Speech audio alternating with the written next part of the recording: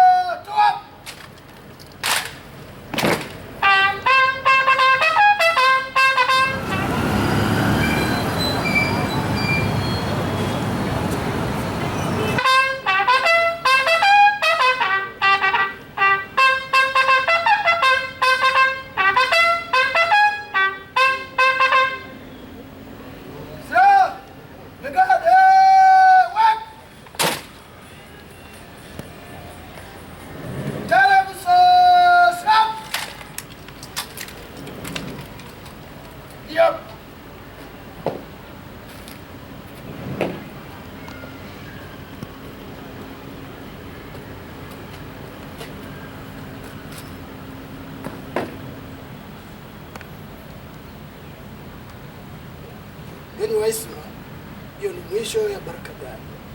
Naomba ruksa kuondoa baraka gani kutoka wanadamu. Asante sana.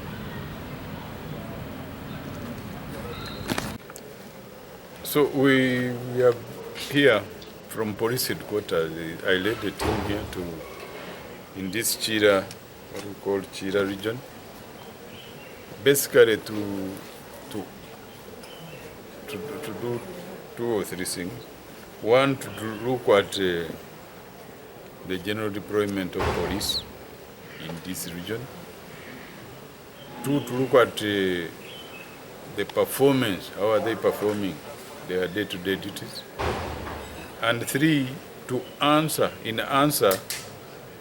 or to find out, because of the raising queries by members of parliament, mainly who raised the issues of insecurity in the areas of Jinja, mainly in Bugembe, I think Bugembe, Kachira, and the areas of Mafubire, something, where they were saying there are gangs of youth who are terrorizing Wananchi, and they are making life very difficult in this area.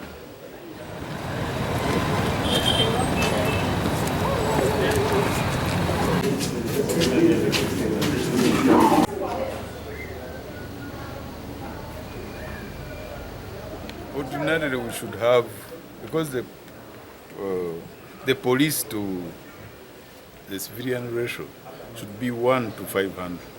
Currently, we have almost 1 to 1,000. What the president is saying is within range and it is manageable. If we can get more personnel, more equipment, and accommodation, which are within the reach, of course. And they are not going to over-constrain the budget.